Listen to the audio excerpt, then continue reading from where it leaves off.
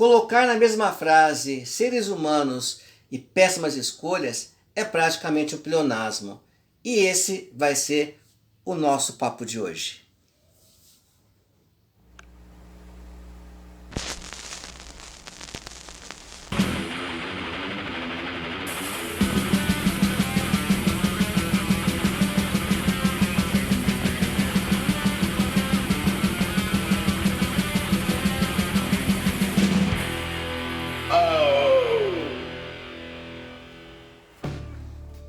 Hello everyone, que bom que vocês estão aqui. Caso você não me conheça, eu sou o Wes e esse aqui é meu pântano no canal Tá Mexendo na Contramão do YouTube, porque aqui eu não peço like, eu não peço engajamento, eu não peço nada. Faço coração de vocês mandar, mas o combinado continua em pé. Se você clicar no sininho, você vai receber notificações dos meus próximos vídeos. Se você deixar um comentário, eu vou responder. E se você clicar no like ou se inscrever no meu canal, o YouTube vai sugerir meus vídeos para outras pessoas. E por que não? Vamos ver se essa bagaça fica mais popular. E o vídeo de hoje é sobre péssimas escolhas que algumas bandas fizeram, e eu peguei como exemplo uma das minhas bandas favoritas do coração, que é o Creedence Clearwater Revival. Mas veja só, o que eu vou falar para vocês hoje é mais a minha opinião do que realmente o que todo mundo concorda, é mais a minha opinião. É claro que uma banda com 4 cabeças pensantes sempre vão tomar decisões erradas, tem muito ego envolvido, mas há algumas coisas que o Creedence pensou como decisão, como escolha, que até hoje eu não consigo entender. Para falar um pouquinho sobre o Creedence, a gente vai ter que voltar um pouco no tempo, mais exatamente em 64, quando a banda foi contratada para a gravadora Fantasy. E guarda esse nome, que essa gravadora era do produtor e empresário Saul Zaentz. Então guarda esse nome porque esse nome vai ser importante mais lá para frente. Então, depois que a banda foi contratada em 64, a banda tinha outro nome, depois mudou mais uma vez, até que então eles decidiram que a banda se chamaria Creedence Clearwater Revival. Na verdade, Creedence era uma homenagem que eles fizeram ao amigo deles, mas o Creedence era com apenas uma letra E, eles colocaram um E a mais. Clearwater era uma brincadeira que eles fizeram a respeito de um comercial sobre cerveja. E Revival é o que eles colocaram para juntar os 3 nomes, não tem realmente um significado. E a banda acabou gravando seu primeiro álbum em 68. Pessoal, é inacreditável a discografia do Creedence Clearwater Revival. Eles em 4 anos, 3 para 4 anos, eles gravaram 7 álbuns. Sendo que desses 7 álbuns, 6 foram clássicos instantâneos. E o que mais surpreende ainda foi o tempo de espaço entre um álbum e o outro que eles foram lançados. Eu vou falar isso para vocês, vocês vão perceber que é realmente algo inacreditável. Porque normalmente no passado as bandas gravavam um álbum por ano, porque eles tinham tempo para excursionar, para escrever material novo, gravar, etc. O Creedence não, o Creedence em apenas 3 para 4 anos gravaram 6 álbuns, 7 álbuns com o último, que depois vou falar um pouquinho sobre ele, que é algo inacreditável. Bem, então vamos falar um pouquinho sobre as decisões que a banda tomou e pode ter sido um problema. E é claro, não tem como falar sobre o Creedence sem falar sobre as 4 cabeças pensantes da banda. Então era o Tom Fogerty, que ele era a guitarra base, o Don Clifford, que era a bateria, o Stu Cook no baixo e o John Fogerty, que escrevia todas as canções, fazia os arranjos, tocava guitarra solo e também cantava. Então, esses 4 que eram o Creedence Clearwater Revival, eles foram como quarteto nos 6 primeiros álbuns e no último álbum era um trio, mas eu vou chegar lá também. Como eu falei para vocês há poucos instantes, que o espaço entre os álbuns era uma coisa inacreditável, eu vou falar para vocês. Quando foi em julho de 1960, pessoal, vai guardando as datas. Julho de 68, a banda grava o primeiro álbum, chamada Creedence Clearwater Revival, que foi um sucesso estrondoso e instantâneo. Em apenas 6 meses após o lançamento do Creedence Clearwater Revival, eles lançaram o Biocountry, esse daqui, o Biocountry, eles lançaram em janeiro de 69. Esse álbum também foi um estouro, também todo mundo gostou muito, vendeu muito. Então, em apenas um ano eles já tinham 2 álbuns gravados. Quando foi em agosto de 69, apenas 7 meses após o lançamento do Biocountry, eles lançaram Green River, que foi lançado em agosto de 69, apenas 7 meses. Então, num espaço de 1 ano e 7 meses, já tinham 3 álbuns lançados e 3 clássicos. E aí, então, 2 meses após o lançamento de Green River, eles lançaram Willie and the Poor Boys, que é um baita do álbum também. Se você ainda não ouviu, eu sugiro muito fortemente que você ouça esse álbum aqui, Willie and the Poor Boys. Depois de apenas 8 meses após o lançamento de Willie and the Poor Boys, eles lançaram Cosmos Factory. Esse álbum aqui, que a capa também tem uma história muito boa, mas não vou contar hoje, não é esse o assunto do vídeo de hoje. Mas Cosmos Factory é um baita do álbum, se você não conhece, vá atrás. E 5 meses apenas após o lançamento de Cosmos Factory, eles lançaram Pendulum, que isso foi lançado em dezembro de 70. E aí teve um espaço maior, que foi de 1 ano e 4 meses, a banda lançou Mardi Gras, e esse espaço também de 1 ano e 4 meses, muita coisa aconteceu. Agora, algo muito importante, não é apenas que eles lançaram um disco em cima do outro, são discos com muito conteúdo. Se você não conhece a discografia do Creedence Clearwater Revival, conhece apenas os hits, que são muitos, ou uma coletânea de 1 ou 2 CDs, eu aconselho fortemente que você escute todos os álbuns do Creedence, porque são clássicos, eu não estou brincando, é uma das bandas que eu mais gosto. E assim, todos os álbuns tinham pelo menos um cover que eles homenageavam suas raízes, suas influências, só que esses covers colocavam o próprio carimbo, o próprio jeito do Creedence de tocar. Temos ali a Heard Through the Grapevine com mais de 11 minutos, é inacreditável, baita de uma música. Muito bem, já apresentando a banda e o material que eles lançaram em tão pouco tempo, vou falar para vocês então que para mim foi o primeiro grande erro da banda, na minha opinião, tá? Que eu separei para esse vídeo aqui. E a primeira escolha questionável que a banda fez, na minha opinião, foi sobre o festival Woodstock, que foi em 69. Acontece o seguinte, quando a banda foi convidada para tocar em Woodstock, eles tinham apenas 2 discos lançados, né, que eu já mostrei para vocês aqui, que era o Creedence, o primeiro, e o Biocountry. E mesmo assim, com apenas 2 álbuns lançados, eles foram convidados para tocar nesse festival. E acontece que eles tomaram uma decisão assim que até hoje eu questiono. Foi o seguinte, eles foram escalados para tocar exatamente após o Grateful Dead.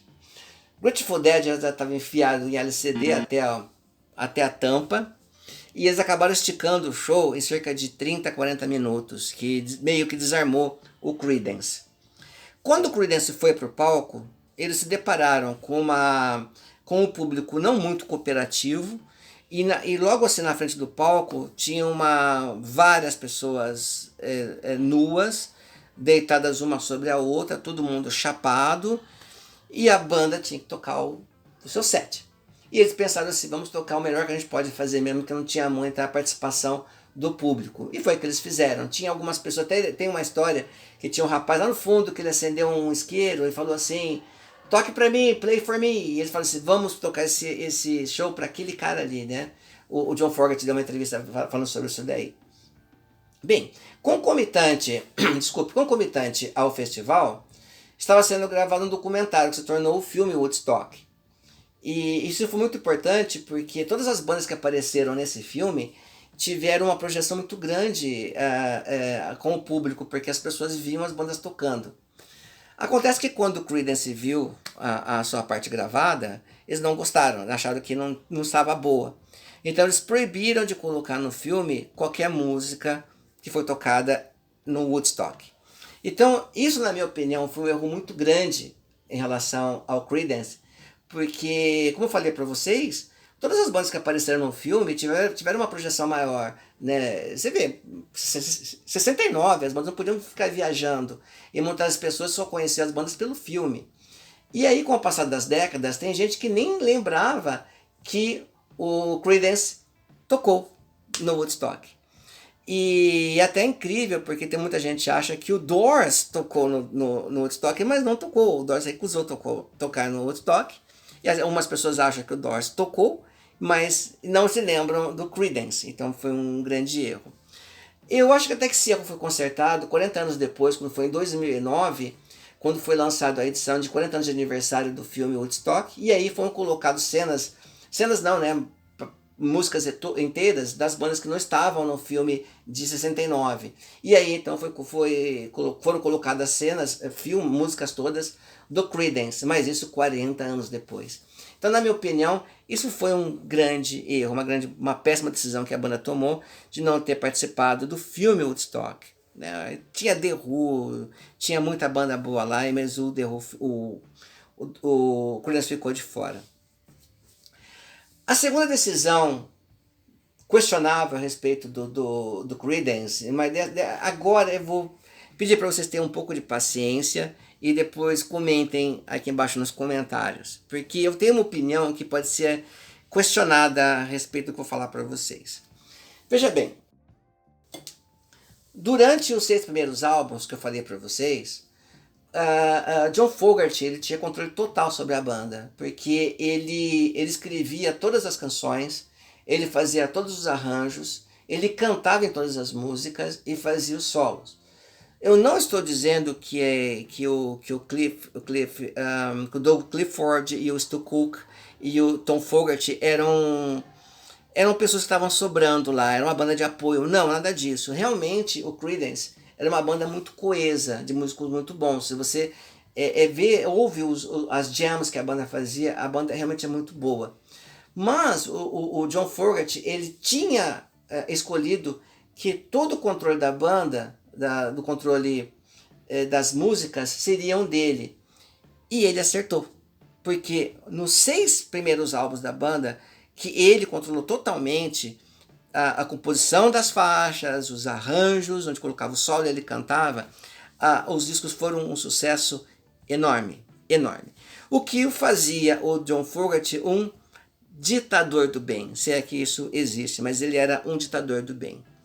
Acontece que, é claro, isso começou a acontecer com o passar dos anos, mas isso ficou muito latente na época do Pendulum, que foi o 6º álbum, que a banda começou a pressionar o John Fogerty que desse mais espaço para que eles colocassem suas canções próprias e também cantassem. E chegou no momento que o John Fogerty disse, ok, então vamos fazer o seguinte, no próximo álbum, cada um vai colaborar com 2 ou 3 canções, e quem escrever canta, e a gente vai tocar isso como uma banda, ou seja, mesmo eu sendo o principal compositor, eu vou apenas tocar guitarra e fazer os meus solos. Todo mundo gostou, então fizeram todas as músicas, e se você pegar o Mardi Gras, você tem as faixas espalhadas de acordo com quem escreveu as músicas e cantou, só que o álbum foi um desastre. A crítica não gostou, não vendeu bem, e 6 meses após o lançamento desse álbum, a banda terminou. Até mesmo muita gente diz que o Mardi Gras ele é o álbum de vingança de John Fogerty, porque ele dizia, o meu controle a banda decola, sem o meu controle a banda não vai decolar. Então, e veja só, o John Fogerty tinha um ego enorme, tá? Mas o Doug Clifford e o Stu Cook ter tirado esse controle dele fez com que a banda afundasse. Então, é uma coisa que eu questiono, será que não seria melhor que tivesse o controle ainda com o John Fogerty? Então, esse para mim eu acho que foi a segunda decisão questionável que a banda tomou. Bem, ao mesmo tempo que a banda pressionava o John Fogerty a ceder mais espaço para os 3 outros músicos, o que aconteceu? Tom Fogerty, que era o guitarrista base, também irmão do John Fogerty, saiu da banda e foi para uma carreira solo. Ele assinou um contrato com a gravadora Fantasy, com o Soul Ends. Ele fez um contrato bastante questionável, porque eram 8 álbuns que ele tinha que gravar, e o Tom Fogerty nunca realmente foi muito bem sucedido nessa carreira solo dele. O que deixou a banda apenas com 3, com o Doug Clifford, Stu Cook e o John Fogerty. Acontece que eles ainda queriam um contrato melhor, então eles pressionaram o John Fogerty que conversasse com o Saul Zaentz para dar um contrato melhor. Então, aí tudo fica muito nebuloso, então há formações muito desencontradas, porque o Stu Cook e o Don Clifford dizem uma coisa e o John Fogerty diz outra coisa. Mas, mais ou menos assim, o ponto que eles têm em comum é o seguinte: eles negociaram um novo contrato com o Saul Zaentz, ele deu mais dinheiro para a banda, porém nas letrinhas miúdas, todas as composições do Creedence ficaram como direitos da gravadora Fantasy. Eles só vieram descobrir isso quando a banda terminou. Porque aí então o Tom Fogerty estava em carreira solo, o Stu Cook e o Doug Clifford foram formar uma outra banda chamada o quê? Chamada Creedence Clearwater Revisited. E encontraram um vocalista que cantava igualzinho o John Fogerty e cantava as músicas dele. E como assim? E o John Fogerty não podia cantar as músicas dele porque estavam no contrato que as músicas todas eram de direitos da Fantasy Records. E toda vez que o John Fogerty cantava as músicas dele, ele tinha que pagar direitos para a Fantasy Copyrights. E ele ficou putíssimo com isso. Então o que ele fez? Ele não cantou nada que ele escreveu por décadas. Então isso eu acho que foi eu não acho, foi um grande erro que a banda fez de ter dado todos os direitos da banda pra Fantasy, pro Saul Zaentz, porque olha, até tem uma história pior ainda. O primeiro álbum solo do John Fogerty, ele gravou apenas covers de músicas country e ele gravou todos os instrumentos. No segundo álbum, que é esse aqui, o Centerfield, esse daqui, e aconteceu algo inimaginável. A gravadora Fantasy processou o John Fogerty por plagiar o Creedence, porque algumas faixas do Centerfield pareciam com Creedence. Pessoal, o John Fogerty ele escreveu sempre as músicas do Creedence. É claro que um álbum solo dele iria soar como Creedence. E ele foi processado por isso. Então é algo inimaginável. Apenas quando foi em 2014, quando foi a morte do Saul Zaentz, que de alguma maneira, que eu ainda não sei, preciso dar mais uma pesquisada, que o John Fogerty conseguiu os direitos de volta das músicas dele. Não sei se porque havia expirado o contrato, ou se por causa da morte do Saul Zaentz terminou. Mas eu acho que ele conseguiu, não sei, ele conseguiu de alguma maneira. E aí então, quando ele conseguiu os direitos de volta das músicas que ele havia escrito no passado, há cerca de 40 anos, ele começou a excursionar tocando os discos do Creedence na íntegra e ganhar algum dinheiro. E aí já está voando por baixo o Stu Cook e o Doug Clifford com o Creedence Clearwater Revisited. Inclusive eles tocaram no Brasil. E agora a última decisão questionável que eles tomaram, e na verdade foi uma decisão questionável que quem tomou foi o John Fogerty, foi no ano de 93. Bom, deixa eu voltar um pouquinho no tempo. A banda, depois da separação, a banda nunca mais excursionou. E a banda apenas tocou junta 2 vezes. A primeira vez foi no casamento do Tom Fogerty, do guitarrista base que estava em carreira solo. Eles gravaram, eles tocaram no casamento dele, mas não como Creedence, eles tocaram com o nome que eles tinham antes do Creedence, com as músicas anteriores ao Creedence. E depois, quando o Tom Fogerty ele já estava bem,